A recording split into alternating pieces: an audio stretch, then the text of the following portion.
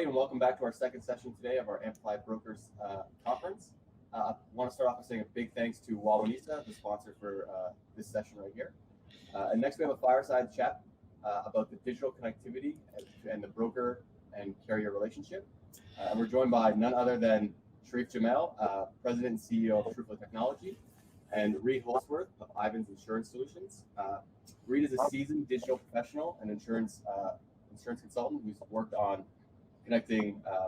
he's brought to you such companies such as Tech Canary and is now working with Ivans Insurance Solutions to digitize the distribution channel and empower brokers. So without further ado, I'm going to pass it over to Sherif and Reid.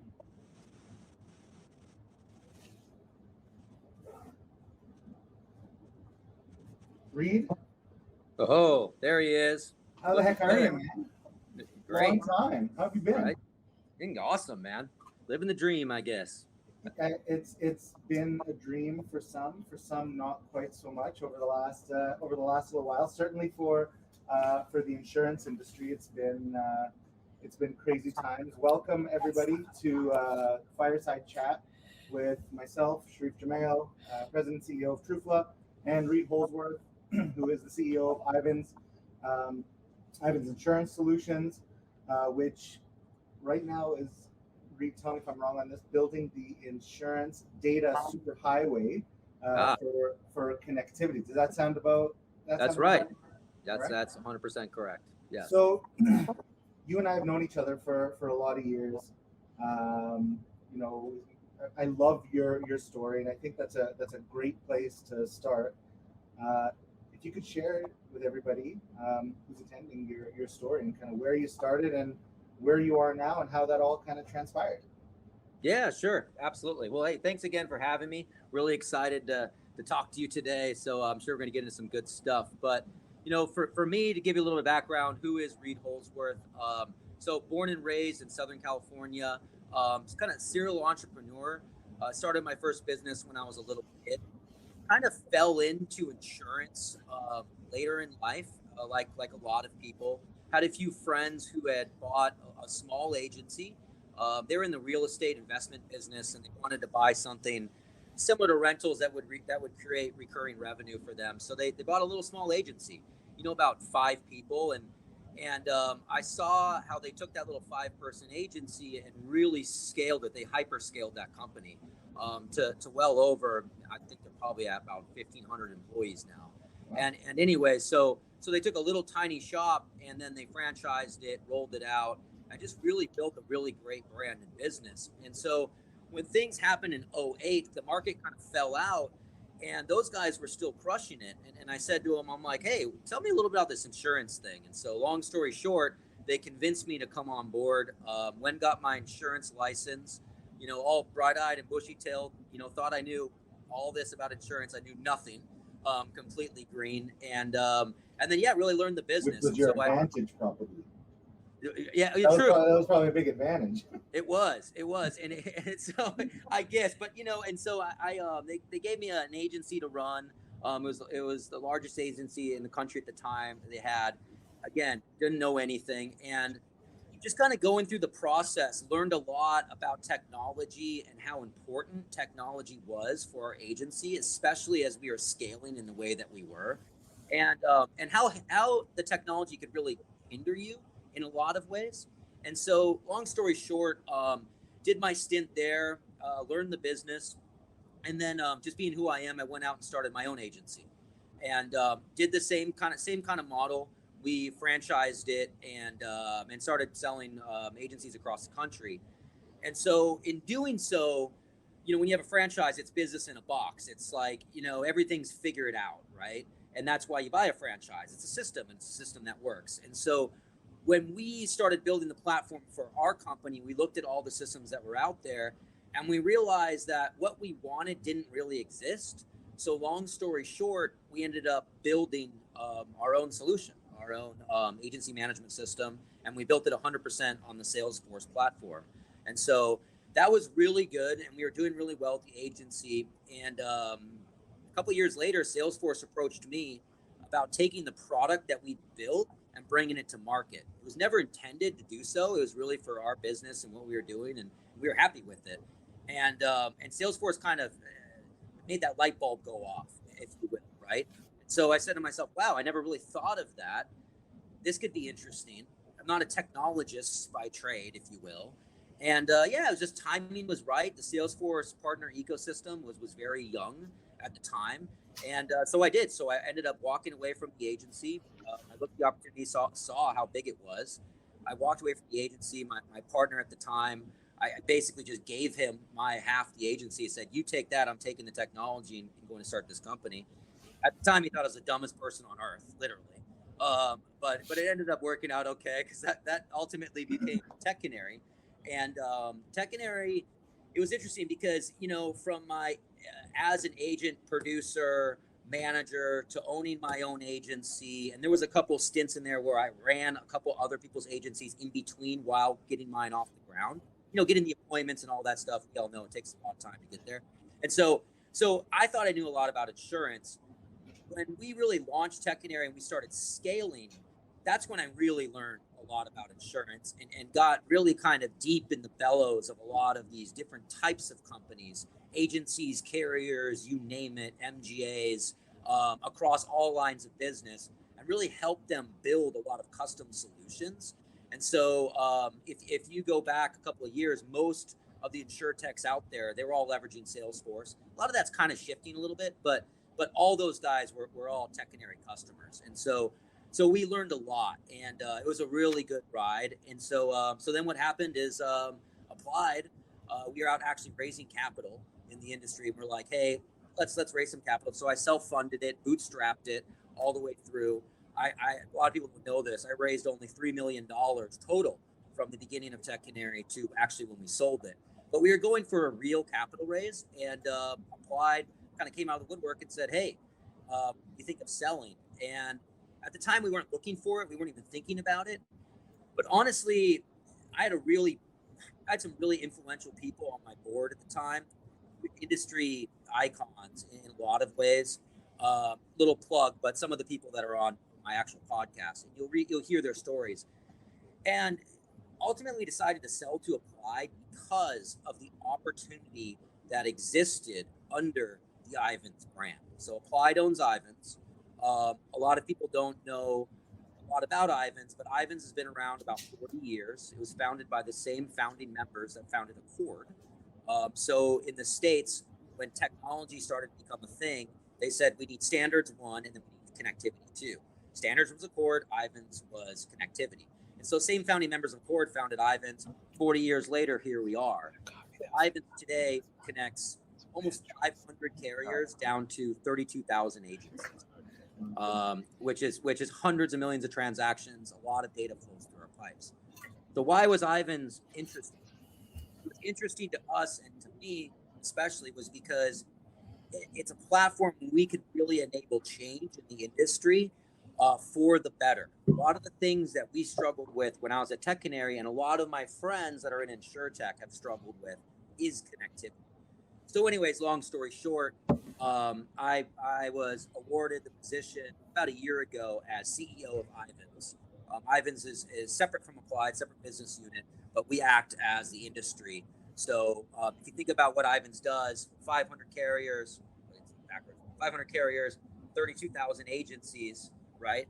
In the middle are all the agency management systems, and in the States, there's roughly around 40 of them out there, which is crazy. Everybody thinks there's like 3 or 4, but there's 40.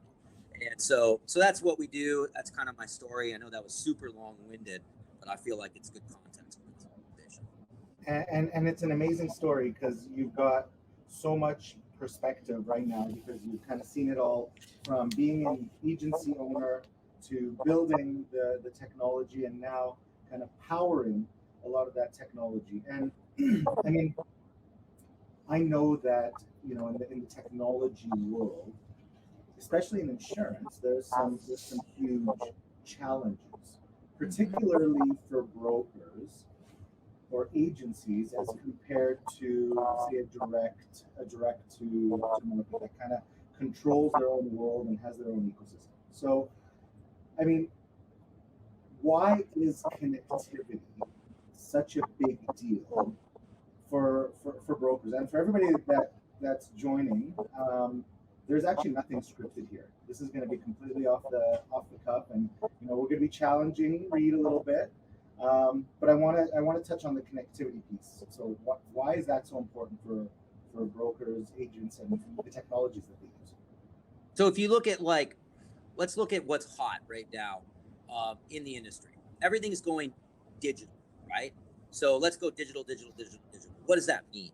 We want to open up pipes where we can connect, not via a piece of paper, but actual data flowing, okay?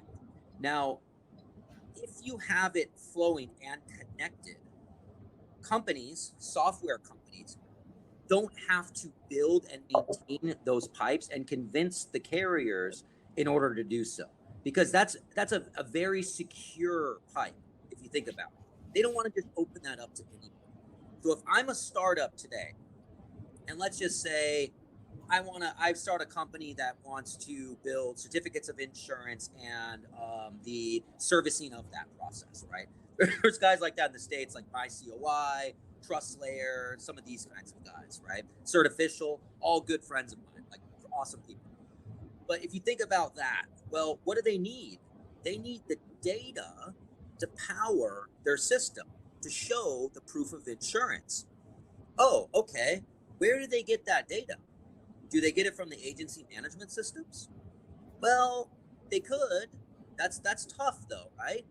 And the problem with the data that's in the agency management system is that anybody could say, like they say, could fat finger and add another zero, and have incorrect data. So really they want, or manipulate that data purposely, right? They really want the source of truth data, which is from the carrier. Okay. And that's a big thing, source of truth. Source of truth. That is bound business. This is the truth. This is what it is, right? And so me as the startup, how do I get that? So I go and I knock, I'm not going to name names. I go and I knock on, one of the big carriers' doors, right? Because if I'm going to sell my product to agencies, it's the chicken and the egg. The agency is going to say, well, you don't have any of my carriers, dude. And I'm going to, yeah, that's true. Can you help me with that? Sure. So I go and knock on one of those tier 1 carriers' door, and they go, yeah, get in line, dude. Because every 2 dude in a MacBook Pro startup is banging on my door right now. And me as a carrier, I have to dedicate resources to make sure, one, that this pipe, this thing that I'm connecting to you is secure. You know what you're doing, right?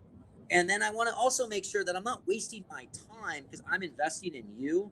And if you don't scale and don't start to sell into these brokerages, well, I just wasted all that time and effort. Okay. So basically, you're leaving it putting it into perspective.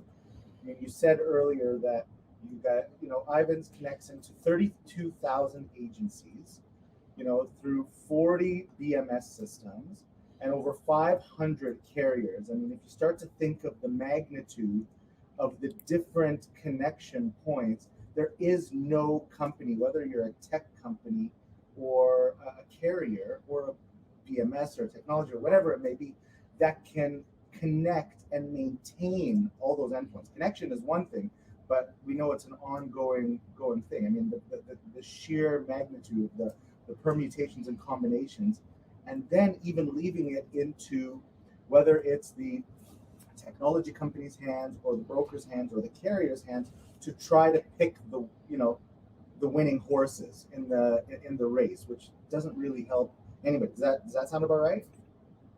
And the challenge would be all of those connections. Like what we do at Ivans is we go in we have like back-end ninjas that go into these carriers' core systems. And this is what people don't realize. The carriers typically they don't have just one policy administration system. They don't have just like one Guidewire. A lot of these big carriers have Guidewire, Duck Creek, Insurity, Jesco, like all the above because of acquisitions and things like that. So our team literally goes in and works with those core back-end systems, and we've partnered with them. We're partnered with all the big policy administration systems, and even have built technology in their core systems to then easily connect back to Ivans. And so, yeah, that's 40 years in the making, man. And from our calculations, the industry, not that they've paid Ivans this, but the industry spent billions of dollars connecting. in this way. And so the magnitude of it is massive. Yes. Okay, but then there's some other challenges though, right? Like you were talking about, the data earlier, and if somebody has fat fingers, they add in a zero, and making the data corrupted or not very good, and having that source of truth, right? Well, in the data world, one thing we talk about often, especially when you're talking about technology, is garbage in, garbage out, right? So, if you could help for everyone that's watching, kind of put it into perspective, there's a big difference between, what you guys are doing in terms of connecting the technology, but you're also almost like the data police, if I'm not mistaken, in terms of standards to make sure that whatever the data comes in from, wherever it's coming in from the carrier, if it's coming from the BLS, whatever, is consistent. Whatever those fields are, whatever those data points are, wherever it's coming in from, it's the same thing. Are you guys policing that? Is that why you guys have a hand in, and how do you do that? Yeah, we are to a degree. Sometimes, it's up to the carrier, but yes, overall, to answer your question, that is what we do. We work with those carriers. We standardize the data that flows through our pipe. Now, it may come out of their system purple, but then we convert it to blue, right? And then we shove the blue down to all the various systems. Now, the various systems may take the blue and change it to red. That's up to them, what they want to do, but it's coming out as blue in that way. It's kind of the easiest way that the colors kind of helps to explain it. Yeah, and it's a big, that's a brilliant way to explain it, because it's a big challenge, especially when you're dealing with carriers that, their focus, their main focus on business is underwriting, right? Managing risk and the capital. It's not necessarily on, that data flow. They see things from their perspective. So that's got to be a big challenge to manage that. And is that why you guys have a hand in, in terms of helping them build out their connectivities and the endpoints and whatnot? Yeah, 100%. Yep. Not everybody, but most of them. We're doing the translations and actually working with those systems to pull the data in. We're doing that's part of our whole implementation and everything. And so the reason why Ivans is as big as it is because, we started as a nonprofit many years ago. We went for profit, which really accelerated things in a lot of ways because we really doubled down and quadrupled down and really invested in the technology. It's kind of one of those things where because we went for profit, this was the point I was making, we invested so much and are continuing to invest way more outside of what we're bringing in for the future. It's really allowed us to really accelerate a lot of the things we're doing. And that's some of the stuff that we've been working on since I've been CEO in the last year to really kind of bring this to the next level. So how does this help brokers? I mean, you've got cleaner data, you've got connections, but what does this actually do for brokers, and how does it advance technology? I mean, you've seen it for so many years. What's it done? So it's funny because people ask me this all the time. It's not, you won't see like Ivan's building the technology. We're the connectivity that enables the technology companies to build on top. Give you an example. So some of our partners, Bold Penguin, SEMC, like these kinds of guys, we'll call it commercial lines distribution platforms. Okay. So what are they doing? They're basically doing kind of small, mid-market, and some large commercial submissions, right, in a platform. Rating, small commercial rating, if you will. So those guys, again, to start their business, they have to go and convince every single carrier to connect, okay? Their number one spend, so when I became CEO, these are all friends of mine, I know these guys for years, and they go, Reid, my number one spend today in technology across my entire company is all around connectivity. And maintaining and building the pipes. I mean, you know this, preaching to the choir, right? Yep. And so, and that's our number one spend. And they're like, dude, can't you like fix that? Like, can't I just connect to you? So then I connect once. I'm the technology company in this example. I connect once, then I can focus on building all the features and functionality that streamlines the overall flow, which will ultimately affect my bottom line operational efficiency, close ratios, whatever it may be for the agency. Putting more resources to the experience and improving it versus the actual plug, the connection endpoint. Here's a good way to think of it. I just thought of this. First time I've used this example, but we'll go with it. Think of if I'm applying for a credit card, right? Or a bank or a loan, right? How are they going to get my credit? Are they going to go and send out a form to like 40 other companies out there and then like wait for that form to come back? And then I'm like, oh yeah, maybe kind of, sort of, 2 months later, I can maybe get a loan, right? Well, guess what? Credit scores are digital. My credit history is digital, right? Is that bad or good? I'd say it's good because it's helped that entire industry be much more efficient, right? And then outside of that, you have all kinds of other solutions that have come about. I don't know this world, but like mint.com, that's now taking that data and saying, hey, Reid, you spend too much money on beer or something, like these kinds. I couldn't imagine you spending that much money on beer. But so anyways, it's kind of a dumb example, but you get the idea there. Right now, we're literally sending forms to communicate. And this is like, I've been on stage back in my Techinary days at the InsureTech conferences, all this stuff, and you have all these people that are talking about AI and blockchain and all this. And one time, I'll never forget it, I was up on stage at ITC, no joke, and I'm like, they're like, what do you think, Reid? And I'm like, look, guys, you're talking about, AI and all of this, and we're still communicating via accord forms. 100%. Like, let's solve some real problems and stay away from the objects. Well, and people in the AI world, especially, what a lot of people don't realize is that to have true intelligence, there's two core pieces you have to have, and you can't have one without the other. One, you have to have clean, consistent data. Yep. That's important. You can't have kind of this mess and hope that a computer is just gonna figure it out. And the second thing you have to get to true AI is density of data. Yeah, you have to have big data. I mean, we're not talking about tens of thousands or hundreds of thousands. You're talking about millions and tens or hundreds of millions of different data points and endpoints to be able to truly teach a machine how to do it. So I always get a kick about companies that are coming out fresh and new, and we've built these AI models and stuff, and I'm always thinking, what based on what? Based on what data? So I'm gonna get a little bit. I'm gonna ask a couple of questions, and I'm gonna get a little bit controversial in a couple of areas. Okay, so you said earlier, Ivans is owned by Applied, right? Yep. Okay, great.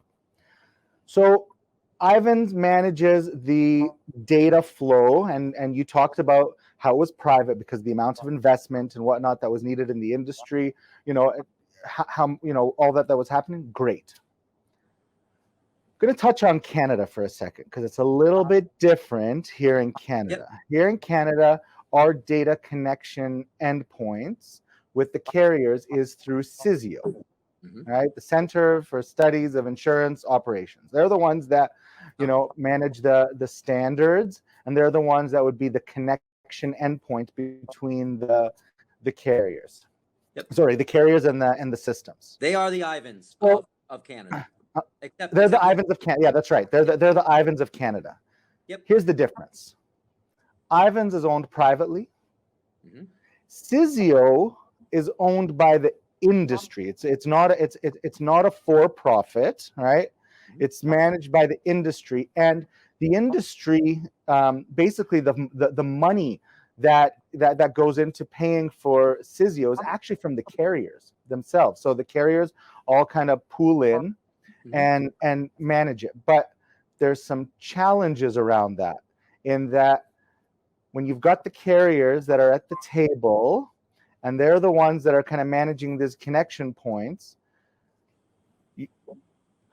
let's just say the data in Canada is not quite as clean because you're expecting the carriers that you need to police to have good data to police themselves effectively, right? Mm-hmm. Does that not seem a little bit backwards? I mean, we've got two completely different models here in Canada and the US. And what do you think is better, and what seems to work better? I mean, you've seen them both. You've worked with Sizio, you've worked with Ivans prior to you being in your role. Yeah. So I'll say this. I'll preface with this. In my Tech-Canary days, when we connected up to Sizio for Canadian download and whatnot, really great people and really good to work with. Open arms, awesome. I can't say enough good things about them. But to be nice, trying to be nice, if you're owning the standard and you're owning connectivity, why not make them standardized, right? And a lot of that. See, here's the thing. The carriers at Ivans, they pay our bills. The carriers are customers. That's who pays for Ivans, okay? And the carriers pay for Ivans as a benefit to the broker. It's because if the broker is more efficient, then therefore they're more profitable. Therefore, they want to write more business with that said carrier that's enabling that connectivity. That's been historically how it's worked. Okay. But to be clear, they're your customer. They're the customers that are paying for it. They're not the ones that are actually involved in setting the standards and what needs to be done for that connectivity. Is that right? I want to make sure that's clear between the two worlds. Well, you shouldn't be. So the carrier itself. So what happens is the carriers are all different in their own way, right? And so they have, when it comes to data, their systems are built differently. A lot of people don't realize, but the policy administrations that are out there, it's not like an agency management system where you get your like normal screens and then you can build your custom apps. Most of it's all custom. And so that's kind of the issue. Now there's standards around insurance and whatnot. But again, it comes out purple. Like when I said purple earlier, carrier A is purple, carrier B is yellow, right? And then we have to take them and make them blue. And so, yeah, it should be blue. But sometimes even at Ivans, we still have some of it where like, you get a little bit of like teal in there every once in a while, right? Sure. Because Sure. there's no way around because of the uniqueness of it. But but you should, especially since you have the standards body, you should 100% standardize that because it solves so many problems downstream. And to your point, they're just paying for it as a benefit to their brokers, but it's a huge pain if the data is not clean coming into the broker, right? Sure. Because then you have low adoption. The brokers don't want to use it. They don't see the value because it messes up the system, right? But it's so powerful when used properly. It can really streamline the overall organization in a lot of ways. I could talk about that for days. But it's a shame. Like, why not just say, hey, moving forward, we're going to start a certification program and let's get you guys certified. And maybe you don't mandate it, but like, let's give them an award so the agents know, hey, this is a gold certified carrier. Like, this is how it should be, right? Everybody will follow along.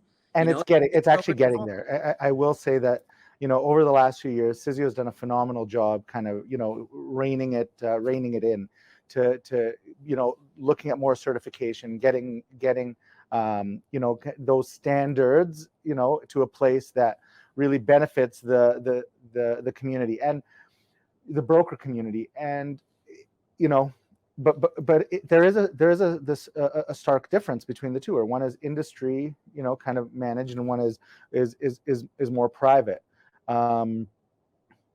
Which do you think actually works better, or is there a difference, or should there be a difference between the two? I think to your point, because we're private, we have a little bit more flexibility to be a little bit harder on those types of things, because it's not like our board is a bunch of carriers sitting around and going like, dude, I don't want to go through all that, maybe, but I mean, I know a lot of these carriers personally, and they don't really think like that or say those things in my experience.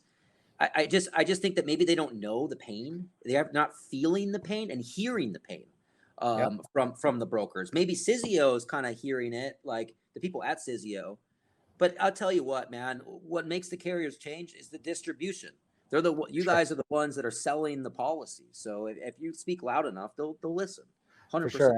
And that's a really great point. And that, we talk about it all the time, that the real power in in the whole chain is actually the distribution chain, the ones that actually connect to the customer and create that experience, because we're still in an industry. I mean, I have to remind our people, and even when I had Sharp, when I had the agency or the brokerage, I had to remind people all the time that we're in such a unique industry that we sell a product that nobody really wants to buy. Nobody really gets excited to want to buy insurance. Nobody thinks, oh, it's Saturday morning, let's go buy a coffee and shop our insurance today. It's a great day to buy insurance. That's not how the conversation goes. Usually it's like, oh, damn, I got to go buy my insurance today. And so if the experience is not good, if that standardization, that data flow is not there, and it creates broken experiences, it makes it even worse. Right. And so that's a great thing that you said around how important distribution is. So it's industry owned in Canada. We'll go back to the Cizio thing. It's industry owned, coming a long way. In the US, owned by Applied, right? Would that scare some tech companies, from startups, and saying, oh man, if I build something that is competing with Applied, I'm getting the X. They're not going to let me. They're not going to let me connect. They're going to stifle and control the competition. I mean, yeah. Talk to that. It scares the hell out of people. It scared the hell out of me when I was the founder of Tech Canary, and then Applied bought Ivans, and I was connected to Ivans during that time. I'm like, oh man, what's going to happen now? Right? Turn off the switch. Just going to turn the switch off. Boom, data off. Right? Yeah, no, but look, the reality is that if we did something like that, which we never would, and by the way, they never did. It's not a thing. Guess what? Remember, the carriers pay our bills. Yeah. So the carriers would just shut it down, and that's just not a thing. I get it, but today, like I said, we work with over 40 systems, and now with our new product, the Ivans distribution platform, we're connecting up all kinds of other insurtechs and whatnot. We don't exist. Ivans doesn't exist if we don't have those connections with those other systems, and that's why, by me coming in at CEO of Ivans, a lot of people are like, oh man, that's awesome, because a lot of people know me personally, and they know that's just not the kind of games that we play. I personally am here to really solve these problems for the industry, and all my friends that are these startup guys and technologists and whatnot, just industry people, because we've struggled with these problems for so many years. If you listen to this stuff, some of the people I've had on my podcast, every single one of them, the founders, they go back 40 years, and they're talking about the problems we have that we still have today, right? Yep. These are things that we can solve. So yeah, it is scary. I get it. I was one of them. I mean, and we were crushing it at the time, and so it was scary. But dude, we sign up, I don't know, a few new agency management systems a month right now, and we help them get on board and the whole nine. So it's like, I get it, but that's such an important thing to hear, because I know I'll say from my own experience, Applied even of old is not even Applied of today. With Taylor coming in, huge changes have been made at Applied. You coming in, when it was announced that you were leading Ivans, I was like, wow, talk about really sending a message to the industry that we're open for business. We want connectivity. We want that experience for the customers, and being able to bring in new entrants and new experiences for brokers to be able to connect into, to provide those unique experiences. I mean, it is changing, and that's such a huge thing. I mean, we're looking at working with Ivans. That's the way the world needs to be in terms of connectivity.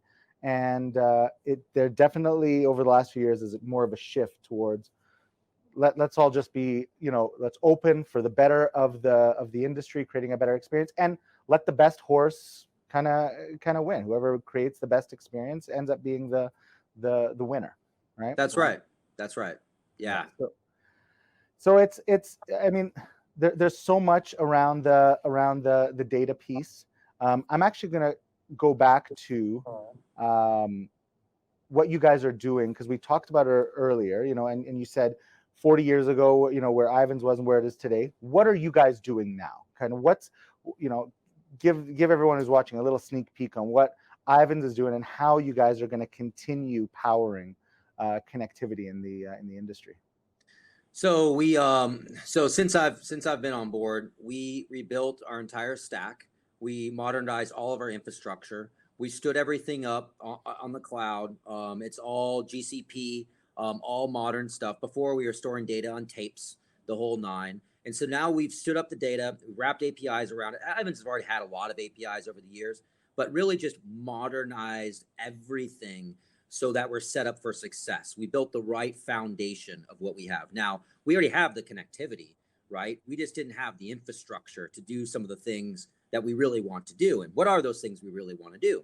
Well, with all the data and everything that flows through our pipes, we can enrich so many things, and we can help, not just with connectivity, but insights and whatnot back to the industry at the agent level as well as the carrier level as to what is going on.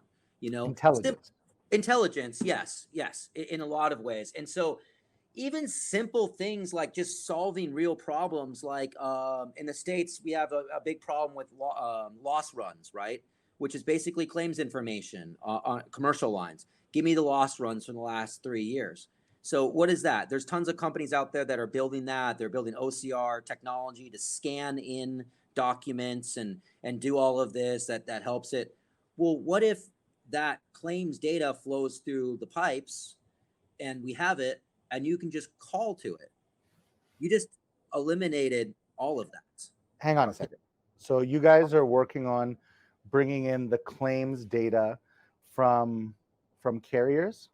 Yeah, we already do. We do millions. Okay, so I got to touch on that one a little bit, because that's a really sensitive one for a lot of carriers, because I mean, a lot of their secret sauce is in that data when it comes to risk and management and whatnot. And yet it's being open because that's not something that is widely available, if at all, in our neck of the woods. Know that. So on that one. We've been downloading claims for a long time. So claims, what that is, carrier sends claims as soon as first notice of loss. Anything that happens on a claim is updated.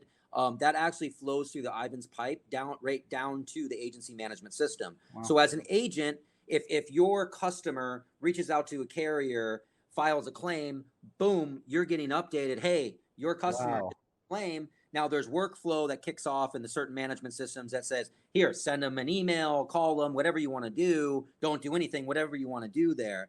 It's powerful. But what's most powerful about the claims data, in my experience, this is why I love claims data in my tech days and in my agency days, is loss ratios.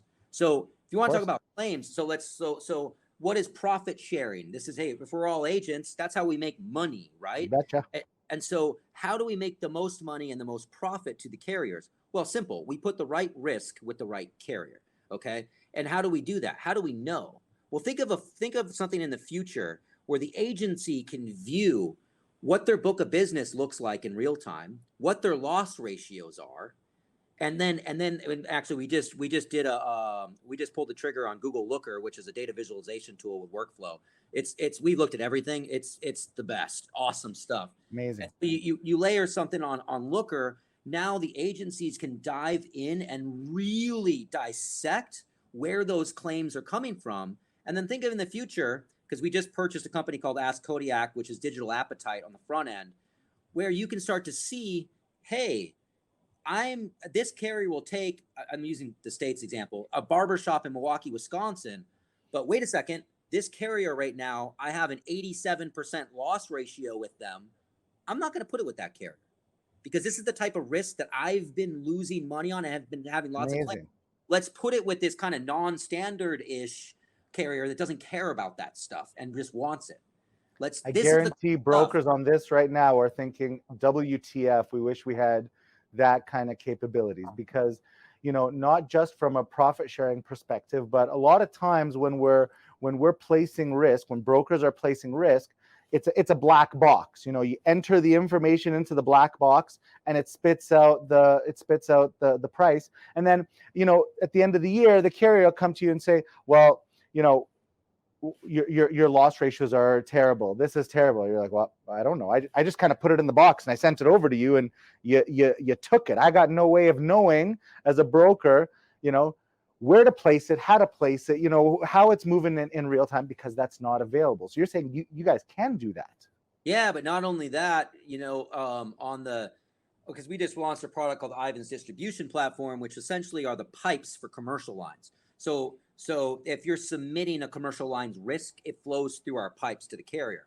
So imagine this, in real time in the future, a carrier will know what your loss ratio is based on our data, because we have it coming through, and they could say, ooh, we don't want to accept that risk because your loss ratios are too high. So the knife cuts two ways. The knife cuts two ways on in that, which and is that bad? Like, people are like, oh, no, it's to the benefit of everybody. It's perfect. That's for a great everybody, thing, right? It's that's more a great money thing. for the carrier, more money for the agency. It's more profitability, and it streamlines the overall workflow. If I'm managing an agency and I'm kind of doing everything right, and I'm taking the time to underwrite properly, I'm capturing the information properly, I'm sending in fulsome, submissions and whatnot, I hope that I am being looked at different than another brokerage that is not, and the carrier can see that information, on their side, and that puts me a little bit ahead. Like it should cut two ways. Absolutely. I agree with that.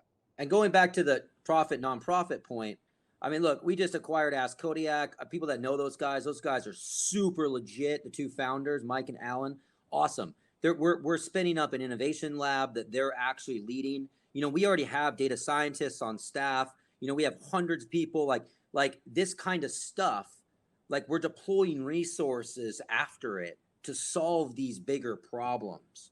Awesome. To streamline the flow and then help the overall industry to be more profitable. And this is for commercial and personal. It's basically all lines. If I'm right now, we're hyper focused on commercial lines, just because it's super hot, frankly. But you could argue, you could do the same with personal lines, as well. But the Ivan's connectivity is all line. Like, all that data is flowing kind of back and forth from all lines. Because in Canada, it is a little bit. It is reserved for personal. There, we're starting there are starting to be, solutions that are being looked at and built for connectivity. There's been some wins over the last year or so, but it sounds like still a little bit behind in terms of the data connectivity. But you said something to me on a phone call we had a few weeks ago that doesn't quite match up. So, and really wanted to unpack that a little bit more, where, okay, you guys, I mean, Ivan's in the States and, kind of the US, better connectivity, more control of the standards, more carriers, more systems you're connecting to, more agents, way bigger, way more, seems to be more fluid. And yet you said that it seems that in Canada, we're more advanced technologically in the broker space. How can that be? Well, okay, so that 100% comes from my tech canary days, because it's not necessarily from an Ivan's lens, but I will say I've worked with a lot of Canadian brokers, and Canada is much more open to technology in general. It doesn't mean it's been implemented per se, right? But you guys are very open to modern technology, and the carrier conversations are the same. Sizio is the same. Everybody seems to be open arms for technology. Sometimes in the States, it's getting better now. You would get pushback in a lot of these things, where we get zero pushback in Canada. And so I love doing business in Canada for that reason, And so I think just overall as a country, you're much more technically open to things. I mean, just, go to Newark Airport to Toronto Airport, and compare the two. Just that. Yeah. I mean, it's not technology, but you get, it's just different, right? Sure. It's more efficient in a lot of ways, and they adopt that. So that's just my opinion, but part of the challenge, sorry. So I was just going to say, but keep in mind, Sizio could do the same thing that we're doing. It's just, it's a lot of funding, a lot of time, a lot of whatnot. And remember, like at Ivan's, we were kind of doing that same type of stuff, say a year and a half ago as well. And so it's not impossible to do. It's finding that will and just kind of, that getting it done, just get it done. Yeah. And part of the challenge on top of all of those layers as well is in the US, it's one country, 50 states, and each state operates like it's its own country. Right? Like does regulation play a part in that, whether it comes to data flow, how the data is managed, any of those pieces? Does the regulation play a part in it? Yeah, well, I mean, it's across the board. It's standardized across all the individual states when it comes to data flow per se. But certain states have different limits, different things like that. But it's just all part of the standard, Okay. So I think in the Canadian market, it's actually a lot different in that way than it is in the U.S. The personal lines, it's different. It's pretty much the same across the country, but each individual state has kind of different regulations and limits and things, minimums, things like that. So, but it's very different. Canada's very different in that way. Okay, and that also plays a part in some of the challenges that we have as well, especially when you're trying to play on a national scale. There's there are limitations, especially in certain lines of business. I'm going to turn it to, we've got a few minutes left. We've probably got about 8 minutes left. I think we've got a couple of questions from the panel. So I got a question from Laura Bessenyi. I hope I didn't pronounce that wrong. What about in Canada? Where are we at regarding connectivity for commercial? I don't know if you can provide any insights. I can provide some insights. I'm not as close to it. I do know that Applied is working with the Canadian carriers on commercial lines and connecting up to PolicyWorks. I know that that's in the works, but that's more on the distribution side, more submission in that way. Download wise, I'm not as close to it, honestly. I can speak a little bit to that, where there are working groups, officially working groups right now with carriers, with technology providers and brokers, where they are looking at coming up with the standards. There's been there was a win a little while ago with one of the mutual companies in Canada, where there was a true data exchange for commercial, and every carrier is looking at that. It always comes down to order of priorities. Some of them need to upgrade their systems first to be able to allow for that kind of connectivity, but there is a lot of talk around it. There are the working groups, and there seems to be the will to get it done. It definitely is getting there. So that's a good thing. I have another question from Tim Mont. So it looks like it sounds like he's referencing the claims data piece that you were talking about. Can you segment the data, or is it just real-time loss ratio? So can you expand on the claims data piece? I don't know if Tim can provide a little context for that, but I believe that's what it would be around. It's not just the loss ratio. No, we're talking about, so when we talk about claims data at Ivans, like literally, John and Mary Smith get into an accident, they file a claim with Progressive, that flows through our pipes, that claim.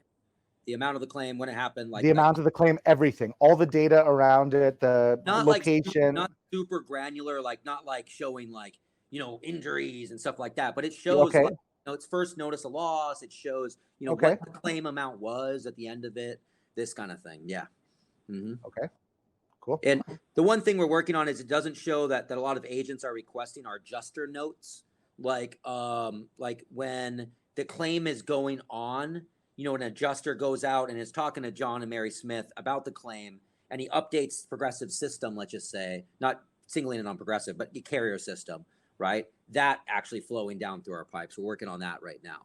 So even more granularity there as to what's going on. So yes, and then all of that combined over millions of transactions, within a particular agency, you can kind of come up with your loss ratios against your book of business that's there. So we're Everyone actually, can kind of look at it through their own lens, however they want to look at it. and by the way, when I talk about loss ratios and all this stuff, this is all future stuff. Like this doesn't exist today. The data Okay. and the connections of claims comes through our pipes, but these are things that we're looking at in order to implement. When you ask me the question, like, hey, give us some insight on some of the cool stuff you're working on, and that's just one of them. So. Okay, awesome.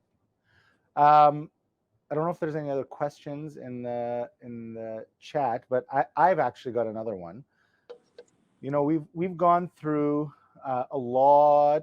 We've gone through a lot in the last year and a half. You know, the pandemic has changed a lot in the world, right? With the pandemic coming on and all the changes you've seen, what did that do for you at Ivans? Did that kind of, you know, light a fire into you guys to get stuff done different? You know, did it change anything up, or was it kind of just business as usual? You knew what you needed to do and we're out to do it. It was business as usual for us, but I will say what it's done is it's really gotten the industry to hit the throttle on digital. Everybody's been talking about it. Everybody's been investing in it. And you know, I'm talking about on the carrier side. Yeah. And they've really doubled, tripled, and quadrupled down on digital, which has a lot to do with us and connecting them back to the brokers. And so it's really accelerated a lot of these big projects that are going on. And then on the flip side, the agencies, they're demanding more connectivity. And I've been on a bunch of panels where agents have literally said, like, we won't do business with this carrier that doesn't download these certain things and this and that and the other. They will actually cut carriers out that don't provide the data connections. Yeah, like I'll give you a real example. Like that's a big piece. But eDocs as an example, electronic documents. So yeah, they don't want to send their staff to go run a mailroom anymore because carriers won't send the electronic document through Ivans and right into their management system. You know, think of all the waste that comes in by not doing that. A paper document comes in, I print it, I scan it, for sure, I attach it, I create an activity, I can go on and on and on, as opposed to it just flowing right in. And so, yeah, that's a real example. Like, you know, it is happening. They are stopping to do business with these carriers that aren't connected. That's a really big message, because I mean, it goes back to what we were talking about earlier, that there really is a lot of power in distribution. It's just, you know, brokers, agencies understanding how much of that power they have and demanding that from the partners that are providing them the products that they're selling. And so they're saying it loud and clear. You're not going to provide the connection tools, you're out. Bye. Yeah, you know. And look, these guys have markets. Sometimes you don't have that option. Yeah, you know, I've all been an agent where you have a couple markets. It is what it is. But you know, but yeah, it's happening. You know. So, got about a minute left, and I want to leave it on this. If you could, you know, we've got ITC coming up, the InsurTech Connect, which it will be the largest one, you know, since the beginning. You know, we're heading down, and it's crazy the amount of vendors that are out there and the companies that are there and everything that's going on. Looking into a crystal ball 3 years down the road, you know, what are you seeing the biggest wins are, and where there's going to be the biggest movement for brokers or agencies in this world? Well, it's to be determined, speaking technically, but I will say by us solving a lot of these connectivity issues that are out there, it's going to allow people to come into our market, maybe even from outside, and build some really, really cool tech that we're not even thinking about right now, you know? And then the ones that are there and the ones that people are using, it's going to help streamline that in so many ways. You're seeing it. You saw like what Epic and their big thing they released, which is their commercial lines comparative rater that's coming with Epic for nothing, right? How did that happen? That happened because we provided them the pipes. You know, amazing. We did the same thing with the other management systems, a lot of these guys. So now, and they built that in 6 months, right? Like, wow, it's insane. So think about huge company building that in 6 months. Think about the startup guy and what they can do with that. Sure. And the data that we talked about earlier, because we're going to open up that API. Guess what? People can go tap that. Obviously, the broker has to allow. There's a lot of security there, the whole nine. But yeah, now you can have products in your agency that are leveraging all of that connectivity. And so it's exciting. It's an exciting place to be. Everybody's been saying for a long time, look, insurance technology, now is the time, this is happening. No, it's real now. And the pandemic just really, like I said, hit the throttle on all of it. Yep. Put So on it's steroids. really, really happening once and for all. So it's exciting times.